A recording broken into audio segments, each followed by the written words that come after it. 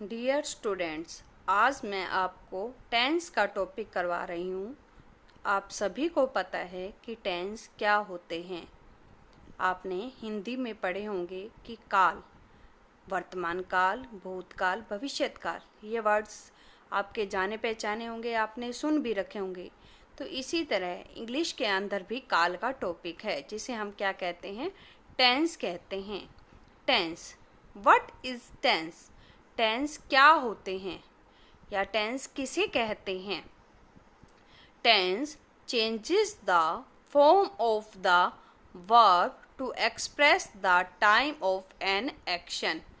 Tense जो क्या है, हमें किसी कार्य के होने के समय को बताए, उसे हम टेंस कहते हैं। टेंस कितने प्रकार के होते हैं? टेंस 3 प्रकार के होते हैं। प्रेजेंट टेंस, जिसे हम वर्तमान काल कहते हैं। पास्ट टेंस, जिसे हम भूतकाल कहते हैं। भूतकाल यानी जो समय बीत चुका है। फ्यूचर टेंस, भविष्यत काल। भविष्यत काल उसे कहते हैं जो आगे होने वाला है। तो ये हम क्या है, 3 तरह के टेंस हैं। पहला tense present tense, an action which is done at the present time. जो वर्तमान समय में जो कार्य होता है उसे हम प्रेजेंट टेंस कहते हैं। जैसे कि जो काम अब जिस टाइम आप कर रहे हो वो सब क्या है, present time. I read a book, I am reading a book, I have read a book, I have been reading a book for an hour. ये सभी प्रेजेंट टेंस के एग्जाम्पल हैं। आगे आता है past tense, an action which is done at the past time. जो काम आपका पास्ट बीते हुए समय में हो उसे हम पास्ट टेंस कहते हैं। I wrote a letter, I was writing a letter, I had written a letter, I had been writing a letter for 2 days। जो काम बीते हुए समय में हुआ हो उसे हम पास्ट टेंस कहते हैं। ये सारे पास्ट टेंस के एग्जाम्पल हैं। अब आता है फ्यूचर टेंस, जिसे हम भविष्यत काल कहते हैं, जो आगे होगा। N action which is done eight future time.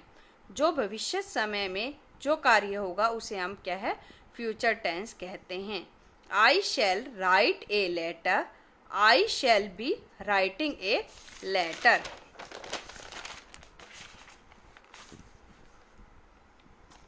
I shall have written a letter, I shall have been written, I shall have been, I shall have been writing a letter for 2 days।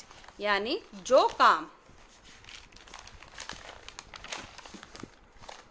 काम क्या है, future समय में होगा उसे हम future tense कहते हैं।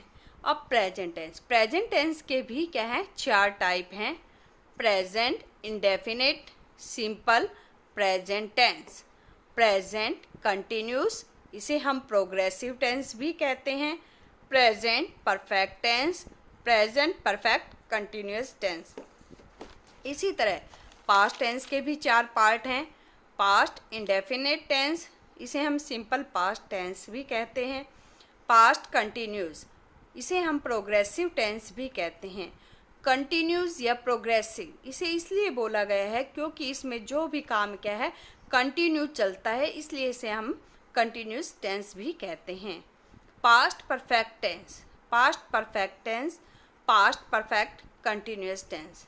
इसी तरह पास्ट टेंस के भी हमारे 4 पार्ट हो गए। अब आता है फ्यूचर टेंस। फ्यूचर टेंस के भी 4 पार्ट हैं। फ्यूचर इंडेफिनिट टेंस, या इसे सिंपल फ्यूचर टेंस भी कहते हैं। Future continuous tense, progressive tense, future perfect tense, fourth आता है फ्यूचर परफेक्ट कंटिन्यूस टेंस। तो आपने इतना जान लिया कि क्या है, टेंस के भी 3 टाइप होते हैं, present tense, past tense, future tense. और इस आगे इनके भी 4 पार्ट हैं। प्रेजेंट टेंस के भी 4 पार्ट हो गए, पास्ट टेंस के भी 4 पार्ट हो गए, और फ्यूचर टेंस के भी 4 पार्ट हो गए। तो आज हम सबसे पहले क्या है, present indefinite tense. Present tense का ही पहला पार्ट करेंगे। आज हमारी जो क्लास होगी प्रेजेंट इंडेफिनिट टेंस या सिंपल प्रेजेंट टेंस। सबसे पहले प्रेजेंट इंडेफिनिट टेंस को करने से पहले हमें इसकी पहचान साधारण वाक्य में, अफर्मेटिव को हम क्या है साधारण वाक्य भी कहते हैं। इसकी पहचान क्या है, वाक्य के अंत में ता है, ती है और ते हैं आते हैं। यानी जैसे वह पढ़ता है, वाक्य के अंत में क्या आया, ता है। सबसे पहले फॉर्मेशन, ये चीज़ हमारे लिए सबसे इम्पोर्टेंट है कि इसमें अगर हमें फॉर्मेशन याद हो गई तो आप समझ सकते हैं कि आपको क्या है टेंस बनाना आ गया। तो formation 1, subject plus main verb. Main verb जैसे कि कोई भी मुख्य क्रिया, खेलना, कूदना, पढ़ना, लिखना, रोना, ये सब क्या है हमारी मुख्य क्रियाएं।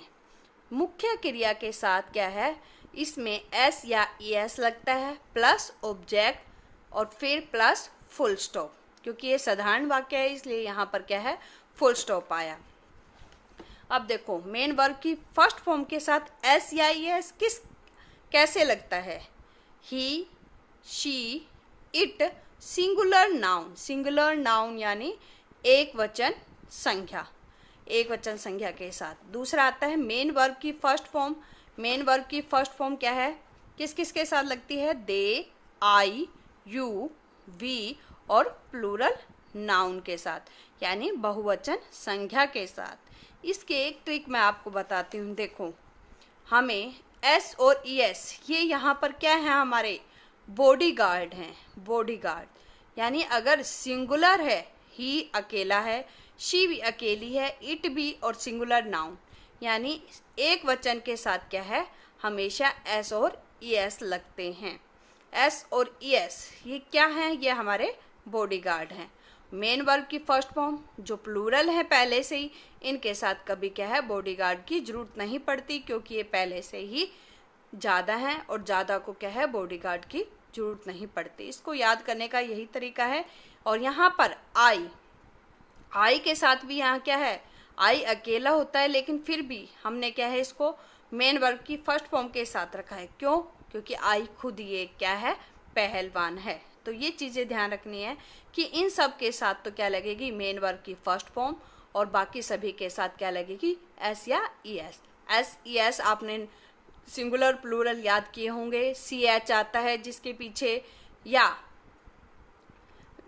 एक्स आता है उनके पीछे क्या लगता है ईएस और बाकी सभी के साथ एस लगता है। Example, he always comes here on Sunday. वह हमेशा यहाँ रविवार को आता है। ही हमारा क्या है सब्जेक्ट और कम ये क्या है मेन वर्ब की फर्स्ट फॉर्म और मेन वर्ब की फर्स्ट फॉर्म के साथ हमने क्या लगाया एस, यानी इसके साथ क्या लग गया मेन वर्ब की फर्स्ट फॉर्म के साथ एस लग गया। इसी तरह नेगेटिव सेंटेंस। नेगेटिव सेंटेंस कौन से होते हैं, नहीं वाले वाक्य। फॉर्मेशन 2 मेन चीज़ है आपकी, फॉर्मेशन आपको लर्न होनी चाहिए। Subject plus helping verb, H we का मतलब यहाँ पर क्या है हेल्पिंग वर्ब। हेल्पिंग वर्ब किसे कहते हैं, सहायक क्रिया। अब यहाँ दो वर्ड्स जो हेल्पिंग वर्ब है वो जुड़ गई हैं, डू, डज, और नेगेटिव है इसलिए यहाँ पर क्या लग गया नोट लग गया, प्लस मेन वर्ब की फर्स्ट फॉर्म यानी मुख्य क्रिया, ये हमारी मुख्य क्रिया है और हेल्पिंग वर्ब इसे क्या कहते हैं सहायक क्रिया, plus object plus full stop. अब देखो डू नोट किसके साथ लगा, वही प्रोसीजर है जो हमने ऊपर पढ़ा था। डू नोट देखो यहाँ एस और ईएस ये हमारे किसके साथ लग गए, ये हमारे बॉडीगार्ड थे, ये सिंगुलर के साथ ही रहे। यहाँ पर डू के साथ क्या लग गया ईएस लग गया। तो डू नॉट किसके साथ लगा, प्लूरल के साथ, they, we, you, I plural noun. और डज नॉट क्या है सिंगुलर के साथ, he, she, it singular noun. Example देखो, we do not tell a lie. We हमारा क्या है सब्जेक्ट है, डू देखो आपने पढ़ा ऊपर डू और डज ये हमारी क्या थी हेल्पिंग वर्ब। अब यहाँ वी प्लूरल है तो प्लूरल के साथ हमने क्या लगाया do. We do not tell a lie. Tell क्या है हमारी मेन वर्ब, डू डज हमारी क्या है helping verb. Interrogative sentence, interrogative sentence होते हैं प्रश्न या प्रश्न पूछने वाले वाक्य जिसका आंसर हमें यस नो में देते हैं। Formation 3, helping verb do does plus subject plus main verb की first form plus object plus question mark. Example देखो, do you like banana. Do हमारा क्या है हेल्पिंग वर्ब, यू क्या है सब्जेक्ट, लाइक क्या है मेन वर्ब की फर्स्ट फॉर्म। एक चीज़ ध्यान रखनी है आपको, इंटेरोगेटिव में हेल्पिंग वर्ब हमेशा क्या है सब्जेक्ट से पहले आती है। कोई भी अगर इंटेरोगेटिव सेंटेंस है तो हेल्पिंग वर्ब हमेशा उसमें सब्जेक्ट से पहले आएगी, उसके बाद main verb plus object.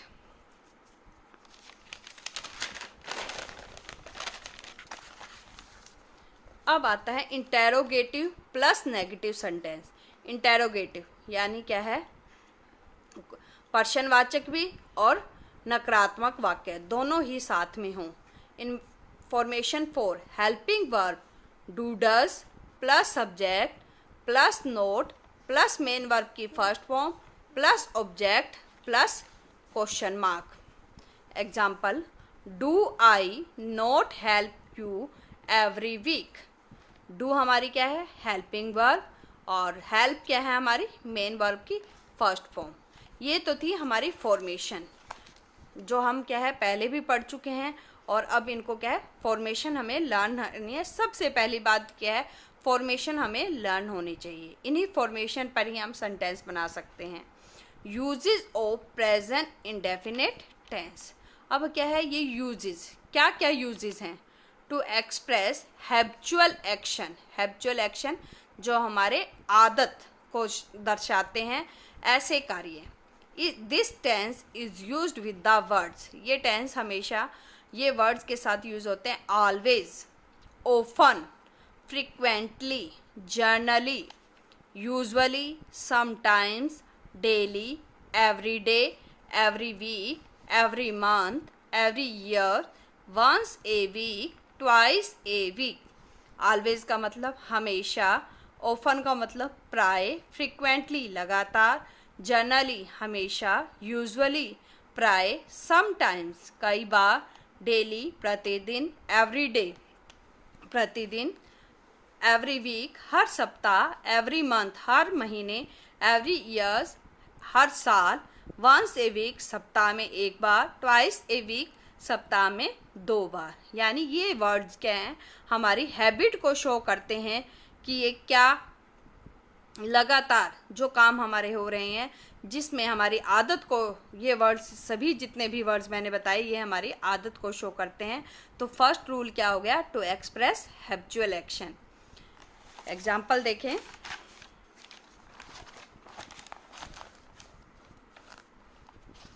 Example, she goes to school every day, वह प्रतिदिन स्कूल जाती है।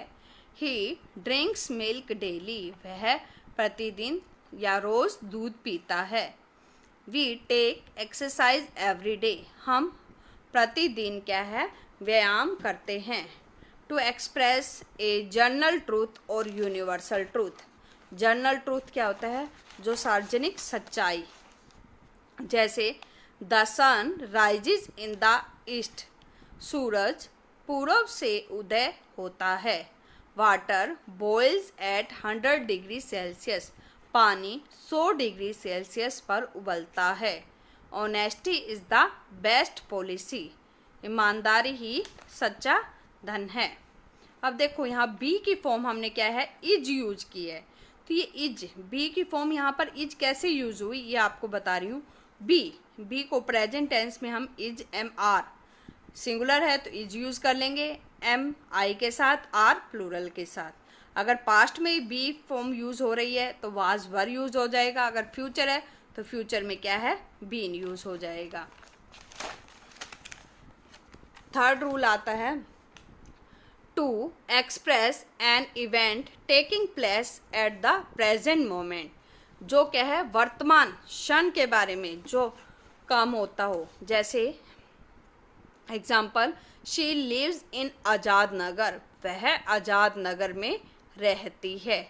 आज़ाद नगर में यानी अब प्रेजेंट मोमेंट के बारे में बताया गया है, इसलिए यहाँ पर क्या है लिव के साथ क्या है एस की फॉर्म यूज हुई है। फोर्थ है to express daily routine, a habit और कस्टम, यानी जो आपका डेली आप जो काम करते हैं, हैबिट आदत है, कस्टम कोई प्रथा है। द हिंदूज एग्जाम्पल देखो, the Hindus burn their dead, कि हिंदूज क्या हैं मृत को जलाते हैं। तो यहाँ पर ये कस्टम हमारी क्या है प्रथा है। जैसे मुसलमानों में हम क्या करते हैं, उन्हें कब्र में दफनाया जाता है, वो उनकी कस्टम है। हमारी कस्टम क्या है डेड को जलाना। She always find fault with others, वह हमेशा दूसरों में दोष ढूंढती है। ये उसकी क्या है हैबिट है, उसकी हैबिट को शो किया जा रहा है। तो फोर्थ रूल क्या आ गया हमारा, to express daily routine, a habit और custom. Fifth, to denote fixed future plan और प्लान एक्शन, जो क्या है हमारे फ्यूचर प्लान यानी भविष्य के अंदर जो हमारा प्लान फिक्स हो चुका है, उसके लिए भी हम प्रेजेंट इंडेफिनिट टेंस का यूज़ करेंगे। She gets married next year, अगले साल उसकी शादी होनी है। तो यानी इसका मतलब क्या है, ये फिक्स्ड प्लान है कि नेक्स्ट ईयर उसकी शादी होनी है, तो इसलिए हमारे यहाँ क्या है मेन वर्ब के साथ एस का यूज़ हुआ है। In exclamatory sentence to start here and there, यानी एक्सक्लेमेटरी विस्मयादि बोधक वाक्यों में जो हेयर एंड देयर से स्टार्ट होते हैं, वहाँ पर हम क्या लगाते हैं प्रेजेंट इंडेफिनिट टेंस का यूज़ करते हैं। यहाँ देखो लास्ट में हमारे क्या है एक्सक्लेमेटरी सेंटेंस, एक्सक्लेमेटरी साइन भी है और आगे क्या है हेयर और देयर से स्टार्ट सेंटेंस है। ये लगभग हमें क्या है पोएम्स के अंदर मिलते हैं। टू रीड और write a subordinate clause when main clause refer to futures, कि जब कोई आश्रित वाक्य को मुख्य वाक्य के साथ जोड़ा जाता है फ्यूचर टेंस में, तो भी हम प्रेजेंट इंडेफिनिट टेंस का यूज़ करते हैं। जैसे इफ़ हमारी क्या है कंजक्शन है, इट रेन्स, ये इफ़ यदि बारिश होती है, तो ये क्या है सबऑर्डिनेट क्लोज, यानी we shall have good crops, हमें अच्छी फसल मिलेगी। शैल हैव ये हमारा क्या है फ्यूचर टेंस है, और फ्यूचर टेंस क्या है ये हमारी मुख्य क्रिया। मुख्य क्रिया क्यों है कि हमें कब अच्छी फसल प्राप्त होगी, जब बारिश होती है। तो यानी हमारी अच्छी फसल किस पर डिपेंड कर रही है, बारिश पर। तो यहाँ अगर वर्ब की फर्स्ट फॉर्म के साथ या वर्ब के नाउन के साथ हमारे क्या एस लगा हुआ है, और यहाँ इफ़ सबऑर्डिनेट क्लोज भी दिया गया है, और इधर ये क्या है हमारा मेन क्लोज। अगर ये हमारे फ्यूचर टेंस को शो करते हैं, तो अब भी हम क्या है प्रेजेंट इंडेफिनिट टेंस का प्रयोग करते हैं। आशा है मुझे कि आपको प्रेजेंट इंडेफिनिट टेंस समझ में आया होगा। तो ये सभी अपनी नोटबुक में आप उतार लें, नोट कर लें। जैसा जैसा मैंने दिया हुआ है सेम इसी तरह आप इसको नोटबुक में उतारेंगे। Thank you.